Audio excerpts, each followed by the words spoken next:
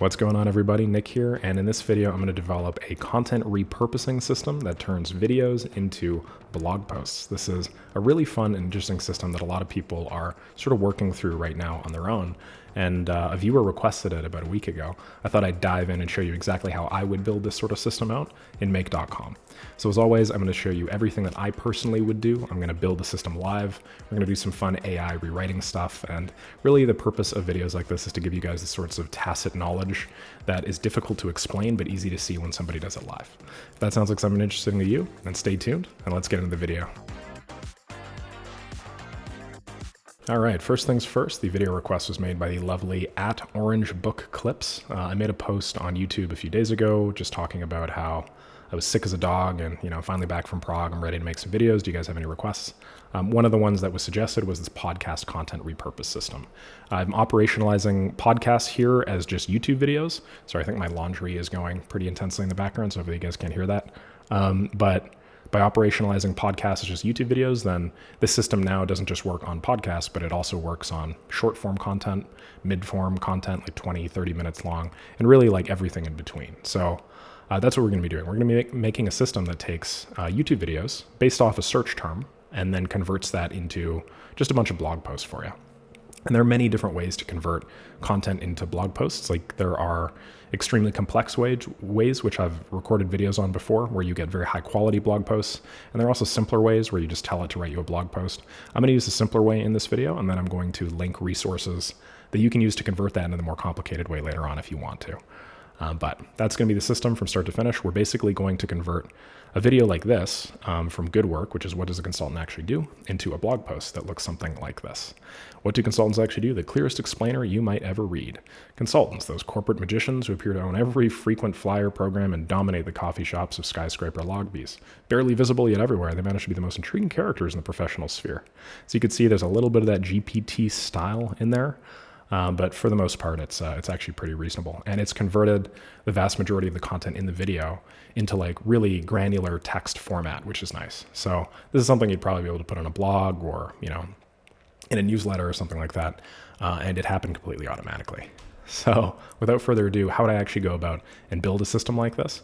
Well, great question. I'm a big fan of using the OpenAI endpoints, and so I use them quite often.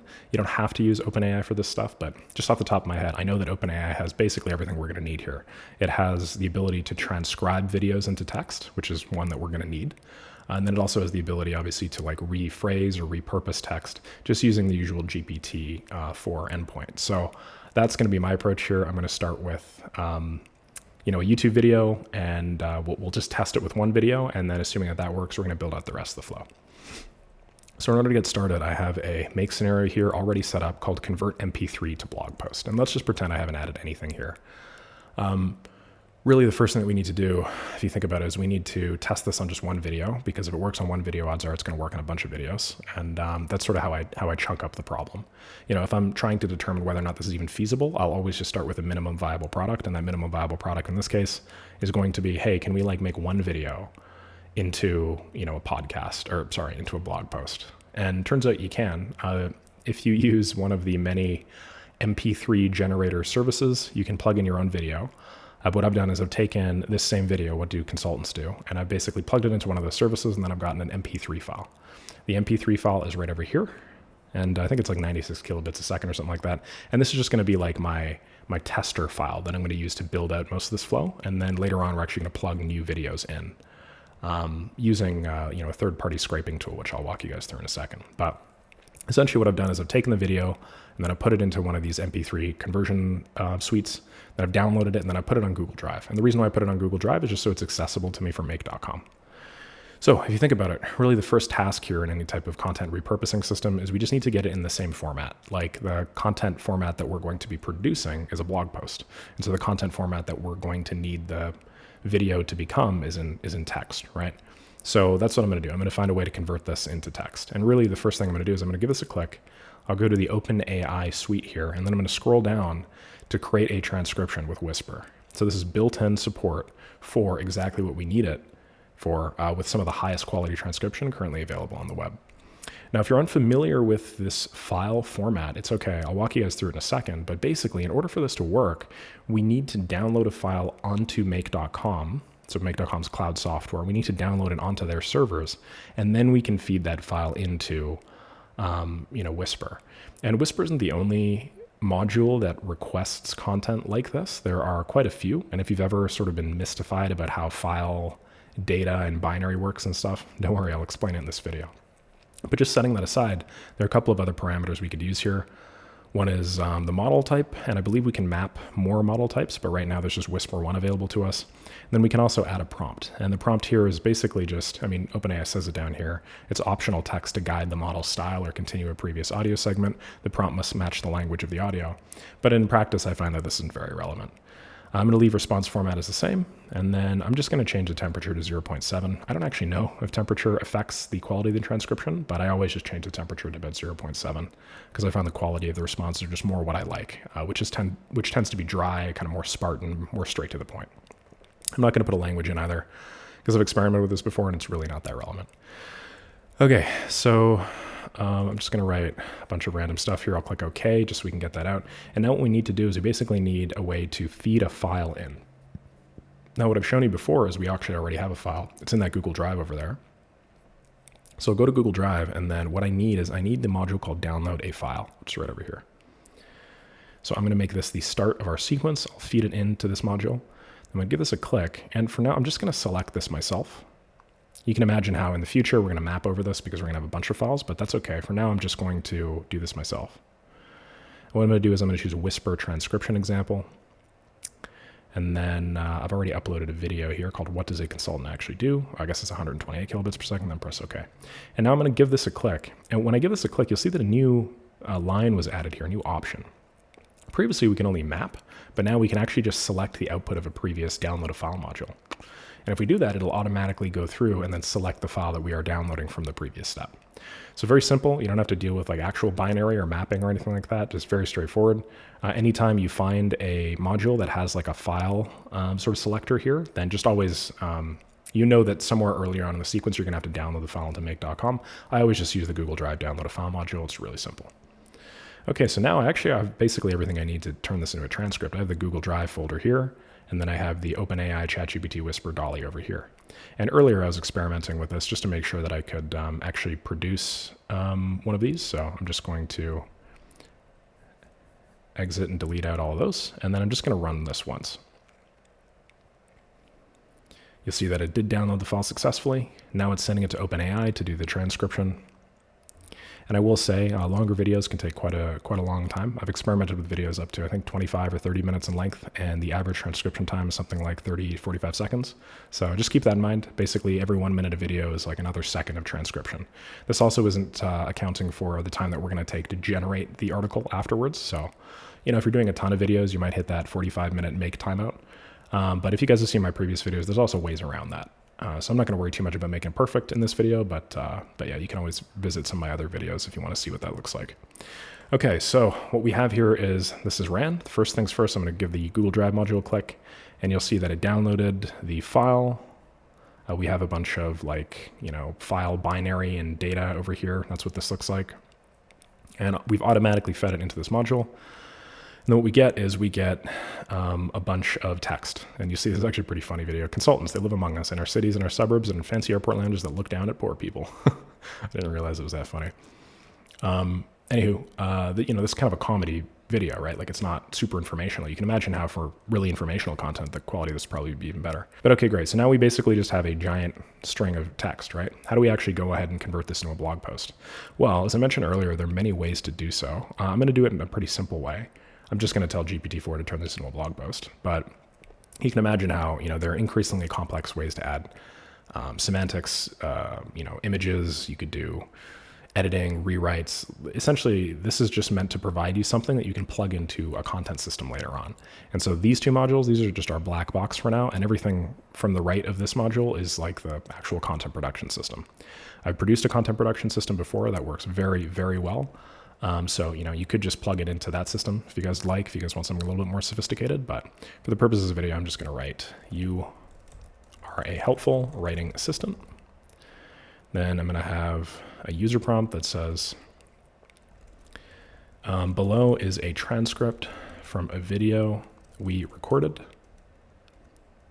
Convert this into a blog post in Markdown ATX format. Make it comprehensive and write in a casual, Spartan tone of voice. So that's literally all I'm going to say. And then I'm going to click add message. I'm going to feed in the text from here. And I've said this on most of my other AI videos, but I always follow a design pattern here. The first is always your system prompt, and that's where you tell the system how it defines itself, sort of like how it identifies as, right? Like identify as a man, identify as a woman, identify as a helpful writing assistant. By making this align as closely as humanly possible to the role that you want it to play, the quality of the outputs are so much better. So just make sure you do that.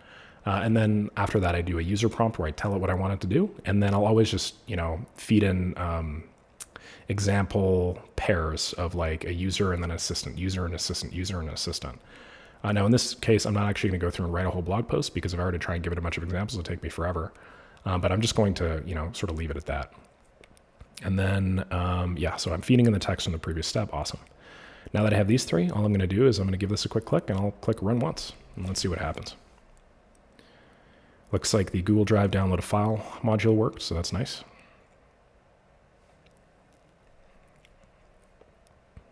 Wonderful, wonderful. This is the transcription, which is probably going to take between 7 to 10 seconds. We need some hold music. 1 hour later. Okay, great. Looks like the transcription came through. Notice it's the exact same transcription as last time. So if you're curious or if you're hesitant to use tokens or that sort of thing, you could just like get one test sample and then just feed the raw text in as opposed to having to actually go through and make it query it every time. But this is sort of like basically the entire back end of the system. So I just wanted to run it from start to finish. And then we are also creating that completion. Lovely. Awesome. And if I click on this result module here, then we'll see the actual blog post. And this looks pretty long, not going to lie. I'm using GPT-4 Turbo, which is 2024-04-09. It's a pretty long context window. Normally you don't get blog posts this long, but yeah, looks like we have this. So what I'm going to do here is just because I want this to be a little bit more readable, I'm going to go Markdown Live Preview. I'm going to paste this in here. This just converts a Markdown format, which is what all these hashtags are for, into like a format that you can just copy and paste into Google Docs. Then I'm going to go to my other thing and I'm just going to paste this in. Decoding the enigma of management consulting.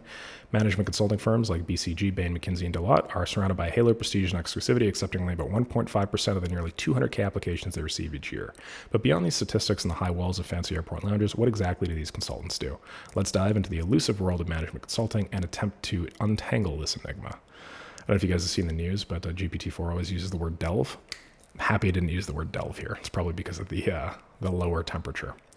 Great. This looks awesome to me. It even got, I didn't get the title actually, but it would get the title if this is produced. So we got a couple of steps now. What we could do is we could actually just have it produce a Google Doc instead of outputting it as, what we just outputted it as. So I will, I guess we'll just create a new Google document by adding the content in HTML format. We could just, I don't know, I'm just going to leave the name as blank. I mean, it doesn't really matter that much. You could theoretically select the decoding the enigma of management or whatever, but I'm just going to say like example blog post. And then the content, notice how it says this parameter supports HTML format. So what I'm going to do, first let me just set a document location. I'm just going to set it in my main drive. Content, I'll just go X for now. Notice how it's asking for HTML, but the output of this is in Markdown, which is where we have those number signs for headings. So there's a module here called Markdown, which allows us to go Markdown to HTML.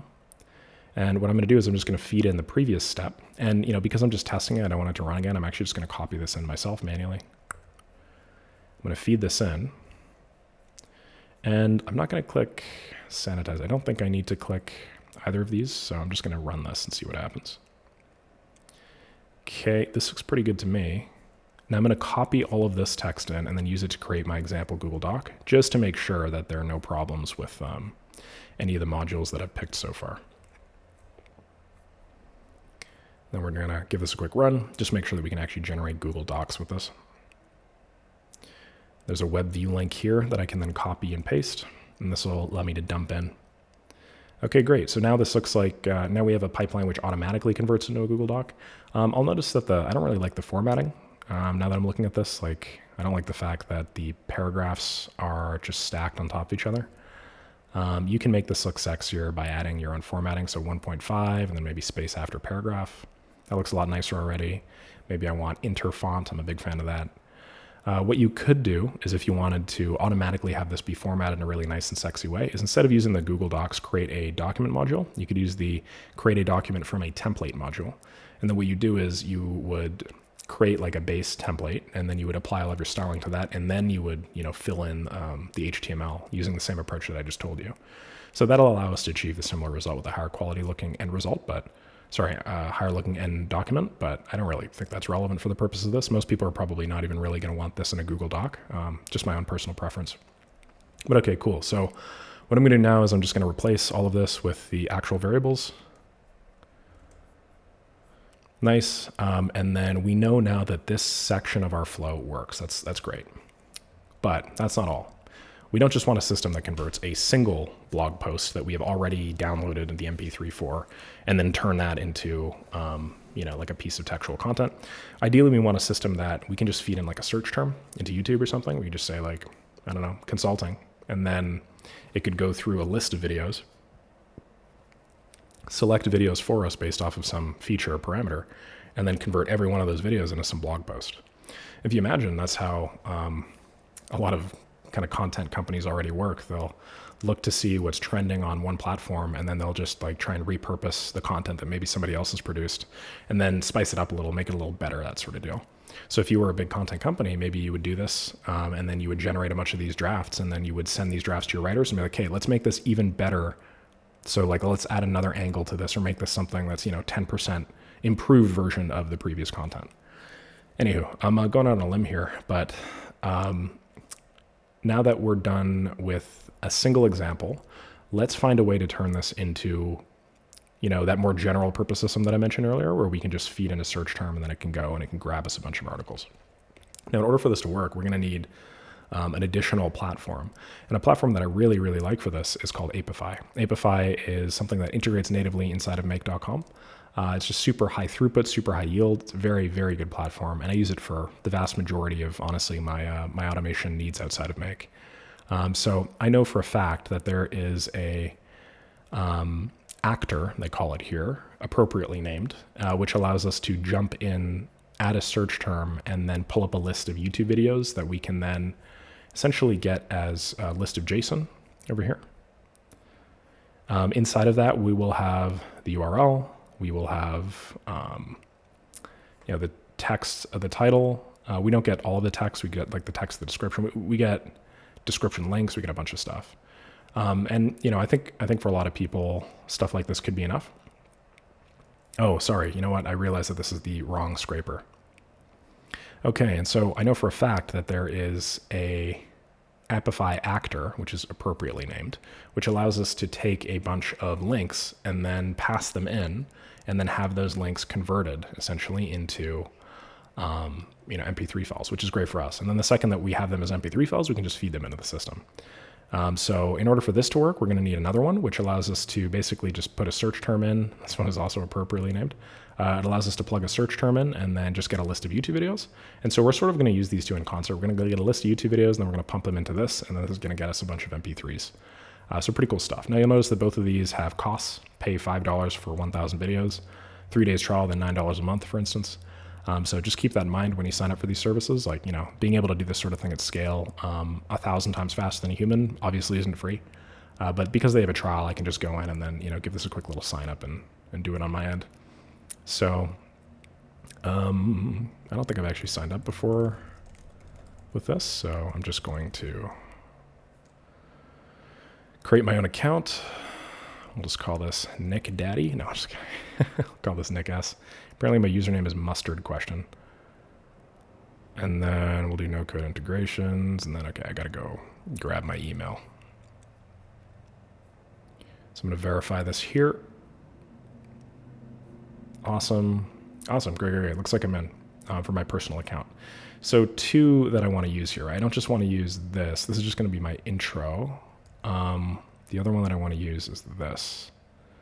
So I'm just going to copy this link address, and because I'm in a different tab, I have to paste it in over here, which is sort of annoying, but whatever. Okay, great. I got two here. Awesome. So the search term that I want for the purposes of this is just consulting. And I'm just going to like test this out here. We're just going to do, let's do 5 videos for now. I don't want it to run a bunch. We don't have direct URLs. We're not going to worry about that. Scraping subtitles. Oh, we might be able to scrape the subtitles. That'd be pretty cool if we could. I don't know if we can do that. Huh. I mean, if we can do this in plain text, then we're only going to need 1, right? We're not going to need 2. So I'm gonna give this a try. That'd be pretty cool. Filtering and sorting for search. I mean, we're setting all these terms manually here, but you can imagine how you can set them all automatically. I'm just going to leave them as is. Channel sorting, filtering, run options. Okay, great. I'm just going to click save and start. Now that's as easy as it is when you use Appify. All you do is just set a couple of parameters. If you're using a pre-built actor, then just click start, and then it'll go through, basically whip up a web server somewhere using best proxy practices and that sort of thing, and then it'll go through and then scrape the the data source. So that's quite nice. It says finish, total 6 requests, 6 succeeded, 0 failed. And then it looks like we have a bunch of videos, which is quite nice. We have the ongoing crisis in McKinsey, home bar demand dropping fast, Zillow CEO issues 2024 market warning. I'm quitting consulting for 3 months. Want to take a break wherever Steve Jobs and so on. What does a consultant actually do? Lovely. Something else that I really like is this has the duration here. So if you only wanted videos over a certain length, you could easily add a filter, and you could say, I only want videos over 10 minutes, in which case, all these other ones would be filtered out, and then we'd have the home buyer demand dropping fast one. You could also feed this into AI, and you could have it filter just like without keywords. You could have it just say, hey, I want videos about this. If the video isn't about this, then just like return false or something. So there's a lot of freedom that you have with data in this way. But okay, great. We just ran this on Appify. Let me actually see if there's my subtitles as well. Let's jump through here. Yeah, okay, so it doesn't look like there are any subtitles. I figured, because being able to scrape the subtitles would just be too good, and it would make my life too easy. So we do have to pass this into another, another video, and that's fine. We have another module, that's fine. So we have the URL over here, that's good. So what we're gonna do now is we're gonna go back to make, and I'm gonna set up an integration between Appify. And there are a couple things that we could do. We could run an actor. So I'm just going to show you what that looks like in case you guys have never seen this before. And I have to add my new one here. Oh, I have to add an API token. That's kind of annoying. Let me see if this is something that I can rotate. Because in the last video, I tried doing this without an API key that I could rotate, and it was the worst. Okay, we're going to do example video API token. Nice. Oh, and then I can delete this. Fantastic. So I'm going to copy this API key, go back here, I'm going to paste it in, and then I'm going to say this is my example YouTube video repurposing system key. And then from here, I can then just delete it later, which is nice. The actor that I'm going to select for this is YouTube Scraper. That's the one that's set up. Run synchronously. This is a term that basically allows us just to run it right here and now. The maximum time for the run is 120 seconds, which just means if it takes longer than 120 seconds, then it's not actually going to return any data. But in our case, I'm just assuming that we're going to run this once every, I don't know, maybe like several times a day, but we're only going to do 10 results at a time or something like that, which is pretty simple. And then here we can actually like specify the input JSON. So if we go back to the other tab here where we had our run, and then we go to input, you'll see that there's actually a JSON or JavaScript object notation input that's provided. And this was the text or JSON or code version of just those little fields that I changed earlier where I said, hey, I want the keyword to be consulting. I want the subtitles to be in plain text, right? So for my input, I'm going to put all of these. And I just noticed that download subtitles is false for some reason. I'm going to try setting that to true. I'll see what happens. And then I'm not going to worry about build. I'm not going to worry about timeout. I'm not going to worry about memory because I think that's just going to pick the default. So notice how I'm piecewising this and I'm testing at every step. Like when I did the Google Drive stuff, I tested it with one file, and then I tested it on the same data over and over and over again. With the Apify stuff, I actually tested it on Apify. Then I confirmed that it worked on Apify, so I took the Apify configuration and then I put it on Make. Now I'm going to test that it works on Make. The reason why I do this is so that I don't just make a bunch of assumptions that the system is going to work or that these API endpoints are all perfect or whatever. I'm basically building up my knowledge, almost like a staircase, building up these systems so that I just know that like the data is solid and sound at every possible step. And this is how I usually build out these systems. I'll just start with some type of raw test data, and then I'll test it successively and iteratively, and then I'll just add element to element to this so that by the end of the flow, I'm not spending 7 hours testing. I've already spent most of my testing time just building it. I know that it's going to work, and then it's just much faster. Great. This one looks like it succeeded. Let's check out the... actually, I don't think we get the data from this. I think we actually have to go and like collect the data. Yeah, we have to make another call, I realize now, and that call has to be like get data or something, get data set items. So it's sort of annoying, but whatever, I'll just run it again. Okay, the data set ID is, should be able to feed it in here. Default data set ID, I believe that's what that's going to be. Data transformation clean, format JSON, limit 100. That sounds good to me. Let's run this one more time. And again, this is actually going out and running that web service that's scraping results right now. So if we had selected don't run synchronously, then this would have just instantly, if we had selected don't run asynchronously, this would have instantly succeeded, and then we would have had to collect the data ourselves afterwards. Okay, this looks good. Okay, yeah, and we actually could get, we actually did get subtitles, which is nice. We don't actually have to do anything else. We could just turn these subtitles into blog posts. And we're basically already done then. Let me just check the other ones here. Okay, this looks good. A lot of Squarespace ads. At the end of the video, they're saying bye, so I'm assuming this is getting all of the subtitles. Yeah, this looks good to me. Okay, great. So now what do we do once we have these data set items? We actually already have the transcripts, right? The subtitles. So we don't actually need our whisper step anymore. So I was just assuming that we'd have to convert it into MP3. But what we can actually do is we can just unlink this. I'm going to keep this because I don't necessarily like deleting all of my modules immediately. I like holding on to them. And then I'm going to feed this into OpenAI GPT. And then what I'm going to do is I'll feed in these subtitles here in plain text. And can I set this to one result? Just set this to one result to start. And then, because, the thing about YouTube subtitles is realistically the quality of like the automatically generated subtitles is usually a little bit lower than the actual transcript. I don't think they use Whisper under the hood. They use something else, and it's just not as good. So we may have to add another module in between the get the subtitles and then produce the content. We may have to do something like, hey, this is a transcript of a video. If something doesn't make sense, then like fill in the blanks. But we'll see how this looks. My intuition is that this will work okay. Now I've set this to only grab one result, so it's only going to go out and pick one this time instead of the 5. And the reason why I'm doing that is I'm just verifying that this whole flow works for one result before I do multiple. It did then get the data set. What does a consultant actually do? Looks like it got 2 different types of subtitles. Oh, there's user-generated and there's other one. Great. This is actually the same video that I did the example on, so this is fantastic. It's now going out and creating that blog post, which is nice. And then it's converting it to HTML. Now it's going out and creating a document. We got a web view link right here, so I'm going to copy that, open a new tab, paste it in. Let's check it. Nice.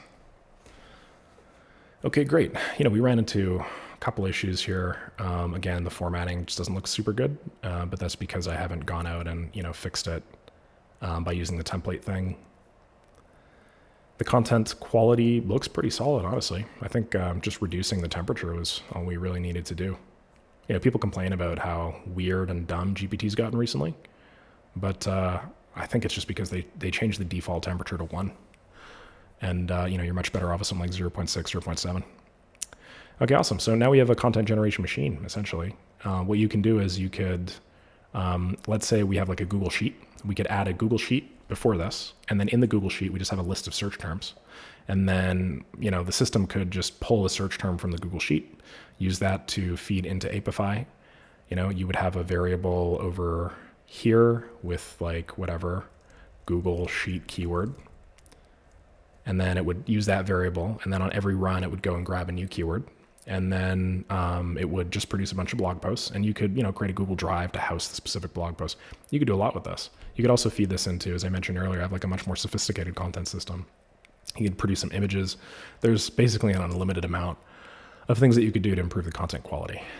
Now, I will just preface this before I wrap up the video that, I run a content company, a 7-figure content company. AI generating content and then just posting it on the internet, the quality that you get or the results that you get from that is usually substantially lower than if a human being just looked over it for like 5 minutes. And so what I personally do in practice is we will generate a lot of content using AI, but a human being will be involved in the process just at some point, regardless of how quick or how low cost or how high cost the content is. Because just having a human being simply be a part of the process, reading something from top to bottom, adding just a little bit of additional detail or whatever, that's really the 80-20 here, where by having a human do that, you get to beat a bunch of like the AI content detectors. You get to make the content like a lot more interesting, semantically relevant to the audience, and maybe add a couple images or whatever. That's definitely the 80-20, and I'd recommend if you guys are doing a content repurposing system like this, just always have a human in the loop.